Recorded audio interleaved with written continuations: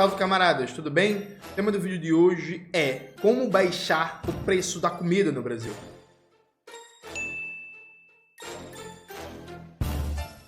Antes de começar propriamente o tema do vídeo do canal, quero muito agradecer a você que ajuda a manter e melhorar nosso canal a partir do Apoia-se. Seu apoio é fundamental para a gente continuar o nosso trabalho. Se preferir o Pix, está aparecendo aqui como QR Code na tela do vídeo. Lembrando que a gente tem lista de transmissão no Zap Zap, que a gente tem um boletim de notícias de graça que chega todo sábado e que a gente lançou uma porrada de livros sobre variados temas muito importantes para pensar criticamente o Brasil e o mundo. Tudo isso você encontra no nosso site, tá tudo lá. Bota o site aí na tela, Maxwell, por favor. Camaradas, note, gravando esse vídeo dia 6 à noite, final da noite, e aí hoje o presidente Lula deu uma declaração muito ruim, que mais uma vez vai ser pauta para a extrema-direita, para o campo liberal fascista atacar o governo Lula e desgastar o governo, né? A declaração ruim do presidente Lula foi em relação à questão do preço dos alimentos, né? O ministro da ministro da Casa Civil, Rui Costa, já tinha dado uma declaração ruim, parecida, e agora vem o presidente Lula. Vamos ver rapidamente aqui o que foi que o meu conterrâneo de Pernambuco falou hoje lá na Bahia, né? Vamos ver aqui. Uma das coisas mais importantes para que a gente possa controlar o preço é o próprio povo. Você sabe disso. Se você vai no supermercado aí em Salvador e você desconfia que tal produto está caro, você não compra. Ora, se todo mundo tiver essa consciência e não comprar aquilo que ele acha que está caro, quem está vendendo vai ter que baixar para vender, porque senão vai estragar. Ora, esse é um processo que a gente não precisa falar, porque isso é da sabedoria do ser humano. Eu não posso comprar aquilo que eu acho que está sendo exagerado o preço. Então, eu vou deixar aí na prateleira, não vou comprar, sabe? Eu compro amanhã, eu compro outra coisa, eu compro um similar. Esse é um processo educacional que nós vamos ter que fazer com o povo brasileiro, sabe? Porque é necessário que a gente faça isso. É necessário que a gente faça. O povo não pode ser extorquido. Não pode ser extorquido. As pessoas não podem tirar proveito porque o povo está comprando. A pessoa sabe que a massa salarial cresceu, então aumenta o preço. A pessoa sabe que o salário mínimo aumentou, então aumenta o preço. Não. É preciso que se tenha responsabilidade em todos os setores da cadeia produtiva. Ninguém pode explorar ninguém. Veja, vamos lá. A fala é muito ruim, inclusive durante a ditadura empresarial militar, nos anos 80, o general Figueiredo falou coisa parecida, né? Coloca-se na responsabilidade do consumidor a questão do aumento dos preços, como se o consumidor não estivesse saindo proativo o suficiente, e acaba que isso tira a responsabilidade do governo, ó, a culpa é do consumidor, fora que é meio que muito ruim, porque o povo trabalhador já faz isso, né? Minha mãe, por exemplo, minha mãe é impressionante, assim. Minha mãe mora num bairro X aí do Recife, que eu não vou falar o nome, e minha mãe vai para um bairro de Jaboatão. E por quê? Porque minha mãe diz que a feira lá é mais barata porque a fruta e verdura é mais barata. Você vai ver a diferença de fração de centavo, mas é isso. Minha mãe anda dos infernos porque vai economizar 10 centavos na hora de comprar o alface, vai economizar 15 centavos na hora de comprar um quilo de tomate e por aí vai. Então, assim, todo povo trabalhador já faz isso. E aí, veja, a extrema-direita está aproveitando isto e o próprio problema da inflação de alimentos, né, que foi grande em 2024, para atacar o governo Lula. Vamos primeiro colocar o pingo nos is. Gente, durante o governo Bolsonaro, a gente teve uma inflação de alimentos muito maior do que nos 2 anos do governo Lula. Aí, algum bolsonarista com um pouco mais de inteligência pode dizer assim, mas Jones, o preço dos alimentos disparou no Brasil durante o governo Bolsonaro por causa da pandemia. Isso é uma meia verdade. Veja, o Bolsonaro manteve o modelo do PPI, Política de Paridade de Importação, adotado pelo Michel Temer na Petrobras, e o Bolsonaro chegou a fazer reajustes no combustível semanais, né? Às vezes quase que diário. Isso provocou uma explosão do preço do combustível e aí toda vez que aumenta o diesel, isso tem um impacto generalizado na cadeia produtiva da economia brasileira, porque o Brasil é um país majoritariamente conectado por transporte rodoviário e basicamente as frutas, legumes, proteína, tudo isso, cereais, são transportados por caminhões, né? Dispara o preço do diesel, dispara o preço da comida. Aliado a isso, é verdade que a pandemia provocou um aumento global do preço dos alimentos, mas praticamente todos os países do mundo, durante a pandemia, colocaram limites à exportação de alimentos. Exemplo básico, o Vietnã né, tal como a China e vários outros países asiáticos, têm o arroz como um elemento básico da alimentação do seu povo. Durante a pandemia, o governo do Vietnã colocou limites na exportação de arroz. Limites para quê? Para garantir o abastecimento do mercado interno. Então, a União Europeia fez isso, China fez isso, Vietnã fez isso, Japão fez isso, Coreia do Sul fez isso, boa parte dos países da África fez isso, Canadá fez isso, México fez isso, e por aí vai indo, Estados Unidos e por aí vai indo. E no Brasil, o governo Jair Bolsonaro, não. Então veja, você teve uma redução da oferta global de alimentos, consequentemente isso jogou o preço para cima. O Brasil não colocou, o governo Bolsonaro, nenhum limite na exportação para garantir o abastecimento do mercado interno. Consequência prática, ficou muito mais lucrativo exportar, por exemplo, carne, exportar café, do que abastecer o mercado interno, né, mais do que o normal. Isso provocou desabastecimento do mercado interno e subida gigantesca dos preços. Então, é sim responsabilidade direta do governo Bolsonaro a disparada do preço de alimentos que a gente viu em 2020 e em 2021 em particular, né? Então, assim, com a pandemia, o preço dos alimentos ia subir, independente qual fosse o governo. O governo Bolsonaro, porém, pela sua inação, por não ter feito nada para garantir o abastecimento do mercado brasileiro, para garantir o lucro bilionário do agronegócio, potencializou o problema. Estou botando aqui na tela uma matéria da Folha de São Paulo que diz o seguinte: inflação de alimentos é de 57% no governo Bolsonaro. A taxa média geral de janeiro de 2019 a dezembro de 2022 foi de 30%, segundo o FIPE. Então, assim, a gente está falando de uma inflação de alimentos de 30% ao ano, beleza? Então, a extrema-direita não tem moral nenhuma para reclamar da inflação de alimentos no governo Lula, porque eles praticaram um aumento do preço dos alimentos muito maior. Então, é cinismo, mentira e canalice esse boné. Volta Bolsonaro para ter comida barata. Com Bolsonaro a comida era cara, né? É o Bolsonaro da fila do osso. É o Bolsonaro que com salário mínimo mal dava para comprar meia cesta básica. Esta é a realidade. Agora vamos lá, gente. Vamos encarar o problema. Porque hoje a questão do preço dos alimentos é um dos grandes problemas do governo Lula. Por um motivo bem simples, gente. O governo Lula, no primeiro ano do governo Lula, a inflação de alimentos baixou muito. Então, em 2023, a inflação no preço dos alimentos foi só de 1%. Então, assim, em 2023, no primeiro ano do governo Lula, as pessoas sentiram a diferença no bolso de que a comida ficou mais barata, tá mais fácil fazer uma feira, tá mais tranquilo comer. Isso, inclusive, foi fundamental na popularidade do governo Lula. As pessoas esquecem, mas veja, gente, procurem no Google. No final de 2023, saía pesquisa de opinião dizendo que a popularidade do presidente Lula estava crescendo, inclusive na base bolsonarista, né, que tinha votado no Bolsonaro em 2022, na região sul e sudeste.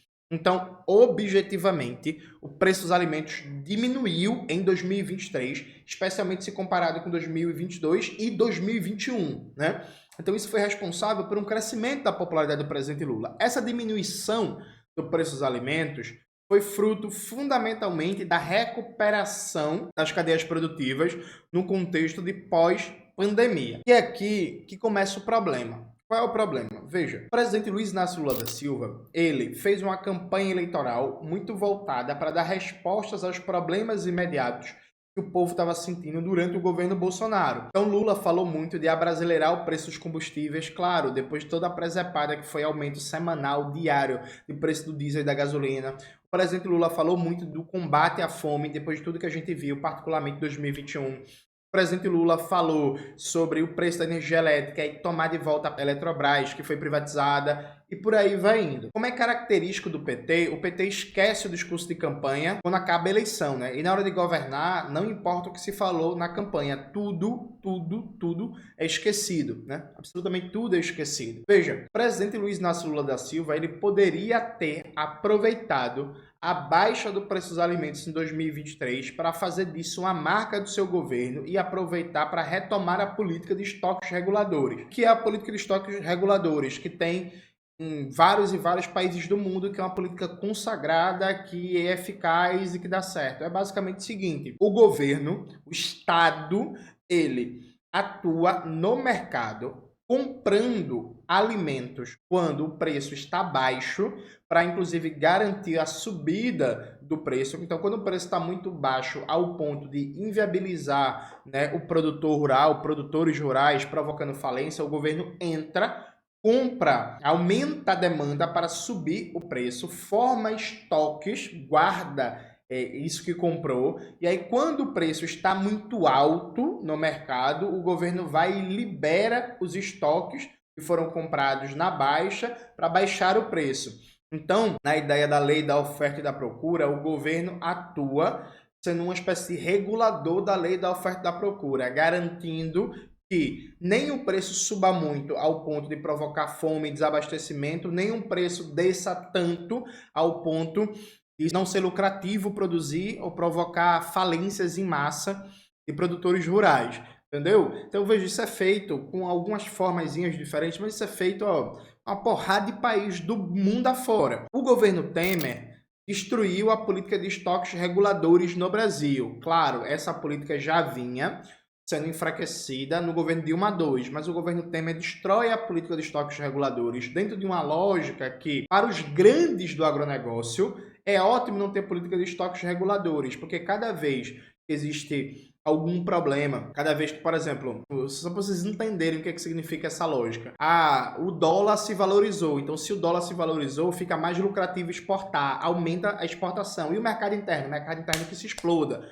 Então, passou um tufão no Vietnã, e aí vai reduzir a oferta de arroz no mercado global. Consequentemente, os produtores de arroz do Rio Grande do Sul vão ter mais lucro, né? O Rio Grande do Sul é uma das regiões do Brasil que mais produz arroz. Não, lá no Azerbaijão teve o terremoto do fim do mundo e reduziu a oferta de algodão. Aí reduz a oferta no mercado mundial, aí produtores de algodão no Brasil vão ter mais lucro porque vai aumentar a demanda no mercado global, vai ser mais lucrativo exportar porque tendencialmente o preço vai crescer. Então, não ter nenhuma política de regulação, deixar para variações do mercado, é muito lucrativo para os grandes do agronegócio, para os pequenos produtores rurais, para a agricultura familiar e para os médios produtores rurais é ruim, né? Porque quando o preço está muito baixo, por qualquer motivo que seja, eles têm prejuízos gigantescos. Então, foi destruída a política de estoques reguladores. E aí, gente, vamos ser muito sinceros aqui, o governo Lula não recompôs a política de estoques reguladores, perfeito? E aí, veja, Jones, o Congresso é foda. É isso, não é o Congresso, viu, gente? Desculpa, assim, você que é lulista e tal. O Edgar Preto, que é presidente da Conab, que é responsável pela política de estoques reguladores, ele deu uma entrevista para o Brasil de Fato, dizendo que é o momento do Brasil retomar a política de estoques reguladores. E aí, veja, gente, todo respeito, assim, é uma piada, né? São 2 anos de governo. Como é que um dos grandes temas da eleição de 2022 foi a questão do preço dos alimentos, foi a questão da fome, do aumento da fome no Brasil. O governo entra 2023 e não é uma prioridade retomar a política de estoques reguladores para evitar choques de preço, aumentos descomunais do preço dos alimentos. Sabe, assim, gente, vocês podem me atacar, mas eu tô falando aqui que é o básico, viu? Veja, isso nem é papo de marxista, viu? Nem é papo de comunista, de revolucionário, não. É papo de governo bom, sabe? Governo bom para manter a popularidade, para manter força política. É assim, ó, o tema central da eleição foi combate à fome. Então, no governo, a gente não pode descuidar disso. O que é que a gente precisa fazer de imediato, começo do governo? A gente precisa retomar a política de estoques reguladores. Perfeito? Não foi feito. 2 anos de governo, né? Só que a política de estoques reguladores, ela tem um efeito importante, mas ela não resolve o problema. Qual é a questão central aqui no Brasil? Vamos lá. O Brasil é um país capitalista dependente, que na divisão internacional do trabalho tem como principal função ser fornecedor de produtos primários, ser um exportador de commodities, né? Esta lógica do papel do Brasil como país primário exportador é cada vez mais reforçada, né, nos últimos anos cresce muito o poder político, econômico, ideológico do agronegócio, da mineração, da acumulação capitalista a partir da renda da terra. Isso tem provocado uma transformação na estrutura produtiva do país e na estrutura produtiva agrária também, que é muito facilmente constatada em números, né? Quando você pega a série histórica, você vai ver o seguinte: qual é a realidade brasileira? Você tem uma substituição do plantio de feijão, de arroz, de macaxeira, de frutas e legumes e por aí vai, pelo plantio de soja, eucalipto, milho e cana-de-açúcar, que é basicamente para exportar, para, no caso da soja e do milho, ração animal, produção de energia e papel, né? Eucalipto. Só para vocês terem uma ideia, só 3% do milho produzido no Brasil é para consumo interno. Pense a gravidade disso. Só 3% do milho produzido no Brasil é para consumo interno. No Brasil inteiro se consome fubá, né? Consome milho, cuscuz, 40, polenta e a porra toda que você imaginar, mas só 3% da produção interna é para consumo interno, o resto todo para exportação, para virar ração animal, né? De porco e por aí vai, para, enfim, ser comido na Ásia, na Europa, nos Estados Unidos. A coisa fica ainda mais grave quando você vai fazer uma decomposição dos dados. De acordo com a Embrapa, de 1974 a 2021, a área plantada de feijão diminuiu 39%, enquanto a população cresceu 30%. Então, veja, a área plantada de feijão diminuiu 39% e a população cresceu 30%. Em 1970, a população brasileira era de 93 milhões de habitantes. Então, a diminuição da área plantada de feijão é muito maior do que o crescimento populacional. Então, tem menos feijão no mercado. Além disso, quando você vai pegar os dados para além da área plantada, você pega dados sobre faturamento. Nos últimos 16 anos, o faturamento da soja e do milho aumentou respectivamente 355%, né? O faturamento da soja, o crescimento dos 16 anos, e do milho foi 310%, enquanto a receita do arroz e do feijão nos últimos 16 anos ficou praticamente estável. Então pense, nos últimos 16 anos, o faturamento da produção de soja e milho cresceu mais de 300% e o lucro com a produção de feijão e de arroz ficou basicamente estável. Numa economia capitalista de mercado, isso significa um sinal permanente que é lucrativo plantar soja e milho para exportação e não arroz e feijão. E aí, trabalhando mais dados, né? A área plantada de arroz e feijão, fazendo um recorte agora para os últimos 16 anos, encolheu 30% com o avanço da soja e do milho. Se você pega outro recorte temporal, tudo isso dados da Embrapa, viu, gente?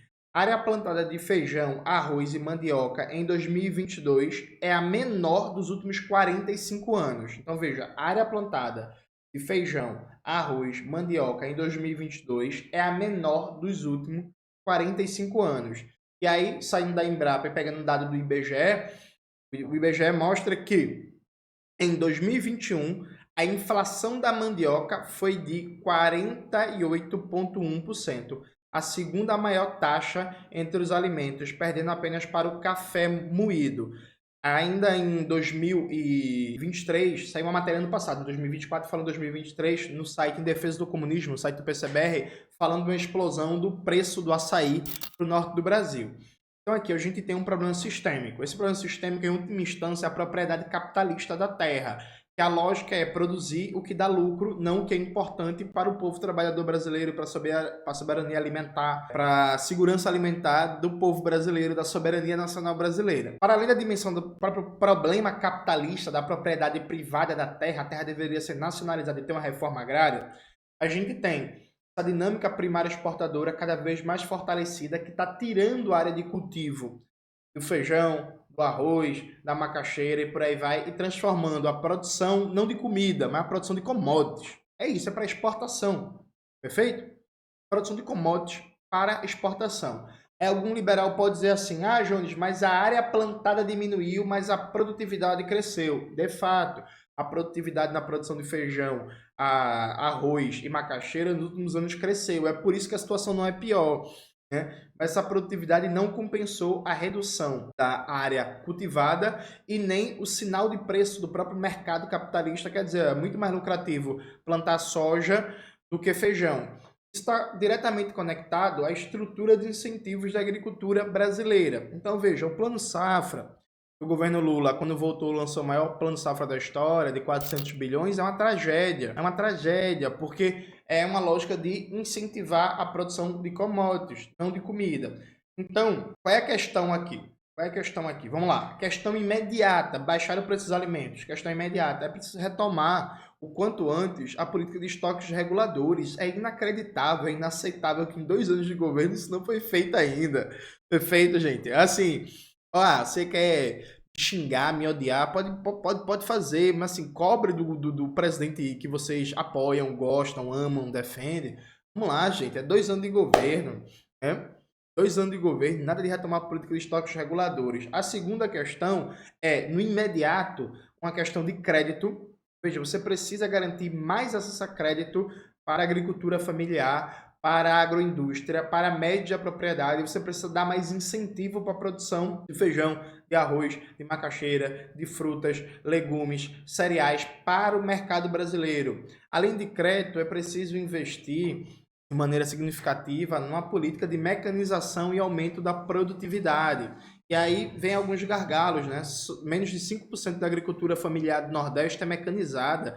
O governo progressista no Nordeste há um bocado de ano, quinto governo petista, os caras nunca fizeram uma política de incremento para mecanização e aumento da produtividade da agricultura familiar. Ainda tem a dependência tecnológica na produção de fertilizantes. Ainda tem a paralisação da política de reforma agrária. Porque, veja, os assentados da reforma agrária produzem fundamentalmente para o mercado interno. Então, cada vez que você garante um novo assentamento da reforma agrária, você está aumentando a oferta de alimentos para o mercado interno. Foi paralisado no governo Lula. O MST está numa briga permanente com o governo Lula, cobrando as promessas de campanha. João Pedro Stedley deu várias e várias entrevistas. Eu destaco a que ele deu para o Joio e um Trigo, dizendo que a política do governo Lula para a reforma agrária é uma vergonha. E aí, veja, são coisas que não dependem do Congresso também não, viu, gente? Assim, não dá para colocar a culpa no Congresso, não. Então, veja, não existe, neste momento no Brasil, uma política estrutural de mudar a dinâmica de alocação do crédito, garantindo crédito, recurso público, né, para a produção voltada para o mercado interno. Não existe, de maneira significativa e vigorosa, um projeto de industrialização da agricultura familiar e aumento significativo da produtividade, assim como não existe um enfrentamento à dependência tecnológica, né? E a própria destruição da indústria petroquímica no Brasil, dado que o Brasil importa, é uma vergonha, o Brasil importa mais de 70% dos fertilizantes que a gente usa. Os preços relativos de várias cadeias produtivas na agricultura brasileira estão dolarizados, porque a máquina vem de fora, tem que pagar com dólar, o fertilizante vem de fora, tem que pagar com dólar, até a semente vem de fora, né? Porque o governo Lula não toma como prioridade o uso de sementes crioulas e fica dependendo de sementes compradas pela Monsanto, também paga em dólar. Aí, cada vez que a taxa de câmbio varia, cada vez que o dólar se valoriza, por exemplo, fica mais caro a produção de comida, sabe? Porque vários insumos da cadeia produtiva estão referenciados em dólar. É preciso internalizar a formação de preços, preciso produzir máquinas e equipamentos no Brasil, produzir fertilizantes no Brasil, usar sementes crioulas, usar técnicas de fertilização do solo a partir da capacidade de produção interna. Isso passa por um debate, um enfrentamento na defesa e reconstrução de uma indústria petroquímica nacional, que é pública, porque a burguesia nacional não vai criar nada, porque essa burguesia nacional, ela é nacional no sentido de explorar o mercado interno, mas ela é antinacional, antipopular, antidemocrática, reacionária e tudo que não presta. Perfeito? Então, veja, e aí é preciso respeitar a sabedoria do povo. Veja, em 2023, quando a inflação de alimentos foi só 1%, a popularidade do Lula estava subindo. Tá ligado? É claro que não era só isso, né, gente? Tem outros fatores. Em 2024, a inflação de alimentos, gente, foi 7%. Aliás, mais que 7%. Vou olhar aqui no Google o dado certinho, não dá dado errado. Em 2024, a inflação de alimentos foi 7,69%. Feito? Então, assim, em 2023 a inflação foi 1%. Em 2024 foi quase 8%. Então, crescimento de 7% na inflação. Então, é claro que o povo está sentindo no bolso. É claro que o povo está puto. É claro que o povo está reclamando e com razão. O governo não consegue dar respostas. E aí, claro, tem outro debate aqui estrutural que a gente pode fazer, que o Brasil não tem uma política séria de limitação às exportações para garantir abastecimento do mercado interno. Tem outro debate aqui sobre como não há nenhum tipo de planejamento para estabelecer um zoneamento econômico e ecológico no Brasil sobre o uso do território. Então, assim, é uma coisa meio ao Deus dará, né? Ah, não. Tem um território aqui que tem vários criadores de cabra ou tem vários plantadores de feijão. Então, se alguma grande empresa quiser comprar aquilo ali para plantar soja, ela pode, sabe? Enfim, tem uma série de problemas estruturais de fundo que o governo Lula não vai enfrentar, nunca enfrentou. É o quinto governo petista, isso nunca foi colocado em tela. Olha, assim, vamos lá. Vamos encarar essa realidade.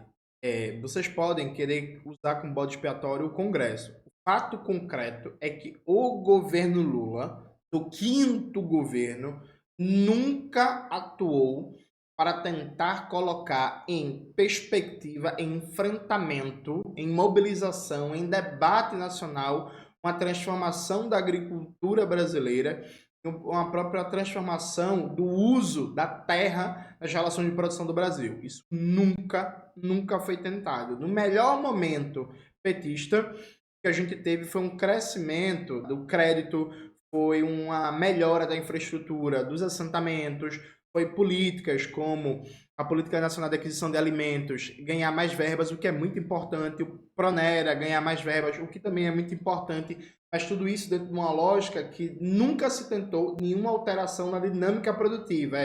A dinâmica produtiva aposta, vamos colocar mais verbas, mais recursos nas políticas públicas que já existem e criar algumas outras que não alteram essa lógica produtiva. Importante, né? Mas nunca se colocou em perspectiva de enfrentamento. Vai colocar agora? Não vai colocar, sabe? Do governo Lula não vai sair nenhuma política de reforma agrária, nenhuma política de recuperação ambiental, nenhuma política de zoneamento econômico e ecológico, nenhuma política de industrialização do campo e aumento da produtividade, nenhuma política de enfrentamento à lógica de commodities, mercantilização da terra dentro de uma lógica primária exportadora, nenhuma política de enfrentamento sério e consistente à dependência científico-técnica na produção agrícola de maneira geral para fazer com que o Brasil pare de importar fertilizantes ou de usar sementes transgênicas dependendo da Monsanto. Isso não vai rolar, viu? Isso é dado porque, para mim, está muito claro, é o compromisso neoliberal, que é do núcleo petista do governo Lula, de não enfrentar nada da lógica do sistema capitalista dependente na sua fase neoliberal. Dito isto, pelo amor de Jesus Cristo, bicho, na moral, é irritante ver um bolsonarista atacar o governo Lula falando da alta do preço dos alimentos, sabe? É irritante. De verdade. E assim, não adianta só a gente dizer que durante o governo Bolsonaro a inflação de alimentos foi maior. Veja, isso é verdade, mas isso não vai acalmar seu Zé e Dona Maria que está indo no supermercado e está vendo o preço do café, está indo o preço da carne. Então isso aqui é quase um apelo. Na moral, gente, pelo amor de Deus, o que é que vocês têm na cabeça em Brasília, porra? O que vocês têm na cabeça em Brasília? Vocês estão querendo, na real, entregar o Brasil de volta para a extrema-direita? Não, coloca como prioridade retomar a política de estoques reguladores. Ah, não, o agronegócio vai reclamar. Foda-se! Foda-se! Compra essa briga! Compra essa briga, porque vocês acham que vai acontecer o quê com a popularidade do governo se em 2025 a comida se mantiver cara, velho? Na moral, é claro que a política de estoques reguladores, como eu já falei, não vai resolver tudo, mas emergencialmente, né, nos primeiros 6 meses aqui, é indispensável e é indispensável também liberar recurso, liberar crédito, liberar apoio para a agricultura familiar para as culturas voltadas para o mercado interno, né, garantir um melhor abastecimento do mercado interno, pensar, inclusive, no âmbito de políticas como o PAC, melhorar a política de circulação e de escoamento da produção para evitar atravessadores. Então, eu lembro que quando eu era candidato ao governo do estado de Pernambuco, em 2022, um dos debates que a gente apresentou que é fundamental que não fique só a cargo dos municípios, como é o caso, por exemplo, do Cabo Santo Agostinho, a manutenção do mercado público. Veja, um mercado público, como que tem lá no Cabo Santo Agostinho e tem em várias cidades, ele é um elemento fundamental de escoamento da produção, inclusive que o produtor coloca diretamente a sua produção para vender sem atravessador. Isso tem que ser política pública de todos os níveis. Não pode ficar só a cargo do município, não. O prefeitinho que está ali reforma ou não o mercado público, cria ou não o mercado público. Tem que ter centros de revenda, né? Conectando diretamente o produtor e o consumidor sem atravessador, porque o que mais tem também é um lucro exorbitante em cima do atravessamento, em que um consumidor paga uma fortuna, o produtor está na miséria e o atravessador, que não fez quase nada, está muito bem, obrigado. O rico que só desgraça, viu? Isso precisa ser enfrentado. Percebe? Então, poderia perfeitamente pensar no âmbito do PAC, por exemplo, verbas para parcerias com estados e municípios, construir sistemas de escoamento a partir de mercados públicos e outras obras de infraestrutura que garantam que a comida chegue mais fácil na mesa do brasileiro, tirando o atravessador, consequentemente reduzindo o preço na ponta. Então, uma série de políticas que o governo tem instrumento para fazer, gente. O governo tem instrumento para fazer, tem todos os dados, tem capacidade de fazer planejamento. E assim, sabe? Aí eu, navegando na internet essa semana, percebi claramente que a resposta dos governistas, né, é dizer, ficar repetindo que o Brasil está melhor com Bolsonaro porque a inflação de alimentos não está em 20% e 30% ao ano. Veja, isso é verdade. Isso é verdade. Mas a promessa do Lula em 2022 não foi melhorar um pouquinho a situação da fome, foi acabar com a fome, né? E aí, pela própria lógica despolitizante do governo, boa parte das pessoas nem sequer lembra como é que estava o preço dos alimentos em 2021, porque o governo não faz debate político nenhum, disputa política nenhuma, politização nenhuma, enfrentamento nenhum. Então, o que está vivo na memória das pessoas é que a comida de 2023, primeiro ano do governo Lula, estava barata, em 2024 a comida tá cara que só porra, sabe? É isso que está na memória imediata das pessoas. Sabe? E aí tem uma própria dinâmica eleitoral do capitalismo, que é uma merda, mas enfim, é assim, que é, se no segundo semestre desse ano o preço dos alimentos baixar de maneira significativa, é capaz de em 2026 o preço da comida nem sequer ser um tema eleitoral importante. É isso. É um elemento de uma sazonalidade da própria dinâmica superficial do debate eleitoral burguês. Então, assim, eu não consigo entender por que o governo Lula simplesmente não toma o elemento do preço dos alimentos como uma prioridade a ser resolvida, e a resposta do governo é dizer, no plano safra, a gente vai reforçar o plano safra para aumentar a produção para o mercado interno. Veja, o problema, inclusive, é pensar o financiamento da agricultura a partir fundamentalmente do plano safra, ou seja, a partir do financiamento do agronegócio primário exportador, sabe, gente? Então, assim, aí alguém deve estar pensando assim, cara, esse Jones é muito arrogante, né? Gente, veja, eu não acho não, viu? Eu acho que isso não é arrogância, não. De verdade, assim, eu fico assustado porque isso é o básico, viu? Não acredita em mim. Não acredita em mim.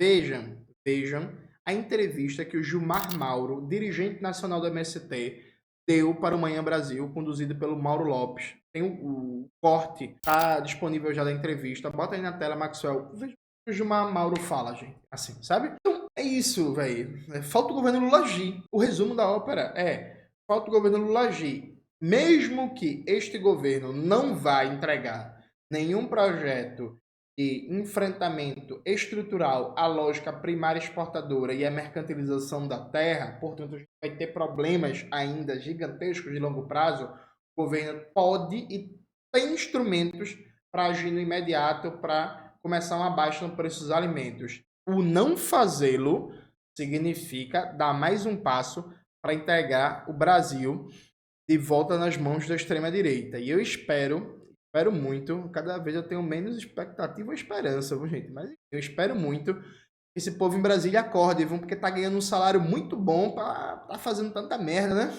Vamos ver, vamos ver. É isso, galera. Espero que vocês tenham gostado do vídeo hoje do canal. Não esqueça de se inscrever no canal, ativar o sininho, curtir esse vídeo, compartilhar e tudo isso que vocês já sabem. Um beijo e até a próxima.